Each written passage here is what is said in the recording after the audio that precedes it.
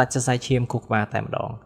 ស្ទើរតែពេញទីក្រុងទាំងមូលគឺពោពេញទៅដោយសំឡេងយំរបស់អ្នករាំដែលហត់ហើយចង់ឈប់ប៉ុន្តែមិនអាចឈប់បាននិងសំឡេងយំទុកសោករបស់គ្រួសារនៃអ្នកដែលបានស្លាប់ហើយជាលទ្ធផលនៃការរាំដែលមិនអាចគ្រប់គ្រងបាននេះបើតាមការប៉ាន់ស្មានគេថាអាចមានមនុស្សរាប់សិបនាក់ឬអាចខ្ទង់100នាក់ឯណោះដែលបានស្លាប់បាត់បង់ជីវិតថាតើអ្វីទៅបណ្ដាលឲ្យមានការផ្ទុះឡើងនៃជំងឺដ៏ចម្លែកនេះ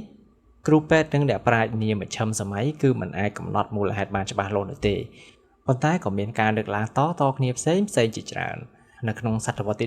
16នៅទ្វីបអឺរ៉ុបគឺនៅពោពេញទៅដោយជំនឿអរូបីជាច្រើនដូច្នោះហើយក៏មានការលើកឡើងដែលពាក់ព័ន្ធជាមួយនឹងអរូបីខ្លះផងដែរហើយការលើកឡើងខ្លះទៀតក៏យល់តាមបែបវិទ្យាសាស្ត្រផងដែរការលើកឡើងទាំងអស់ហ្នឹងមានដូចជា ergot poisoning ergot poisoning គឺជា fungus ឬក៏ជាប្រភេទសត្វល្អិតមួយដុះនៅលើស្រូវសាលីនិងគ្រាប់ធញ្ញជាតិផ្សេង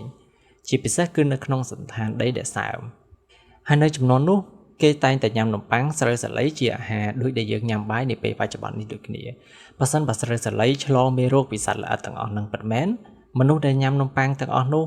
ប្រកាសជាលេបជាតិពុលជាច្រើនចូលទៅក្នុងខ្លួនអស់មួយរយៈទៅហើយជាតិពុលទាំងនោះអាចបណ្ដាលឲ្យមានរោគសញ្ញាជាច្រើនរួមទាំងការស្មើសម័យ hallucination ការប្រកាច់ឬជំងឺស្កន់ជាដើមចំណែកឯការលើកឡើងឬក៏ទ្រឹស្ដីមួយទៀតគេនិយាយអំពី mass hysteria គឺជាបាតុភូតមួយដែលមនុស្ស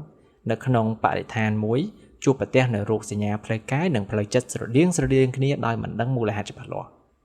គេសន្និដ្ឋានថានៅក្នុងសតវត្សទី16ការចិញ្ចឹមជីវិតរបស់ប្រជាជនគឺជួបប្រទះការលំបាកខ្លាំង